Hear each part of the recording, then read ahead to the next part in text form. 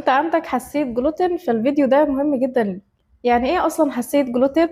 الجلوتين ده هو بروتين موجود في البقوليات، الدقيق الابيض، الحبة الكاملة. مشكلة البروتين ده ان هو بيلزق على جدار الامعاء، هو من اسمه جلو، مادة بتلزق على جدار الامعاء، بتقلل الانزيمات الهاضمة، بتقلل الامتصاص، بتقلل الهضم، فهو بيأثر بشكل سلبي على حاجات كتير جدا، وبالتالي ده بيخليك امتصاص الفيتامينات عندك والمعادن بيبقى قليل، وكمان بيعمل لك التهابات شديدة في الجسم، انتفاخات واحساس بعدم الارتياح. بتظهر لك ازاي؟ لو تلاحظ انك لو كلت بقوليات، لو كلت عيش، لو كلت مخبوزات، بتبدأ تحس بعدم ارتياح وانتفاخات وغازات، ده كله بسبب حساسية الجلوتين. طيب مين اكتر ناس عرضة ان يحصل لها حساسية الجلوتين؟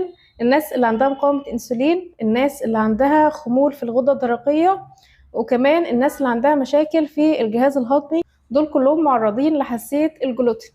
طيب الحل هنا ايه بقى؟ اولا هتتجنب الدقيق الابيض، هتحاول انك تقلل من استهلاكك من البقوليات، يكفيك انك تاخد البقوليات مرة واحدة في الاسبوع. لو عندك مشاكل في الجهاز الهضمي تحاول كمان انك تظبط، فلو انت عندك خمول في الغدة الدرقية او عندك مقاومة انسولين خد بالك لانك معرض ان يحصل لك حساسية جلوتين. لو عجبكم الفيديو ما تنسوش تعملوا لايك وفولو وشير عشان الكل يستفيد. انا دكتورة هاجر فراج ومعاكم في مليون معلومة طبية.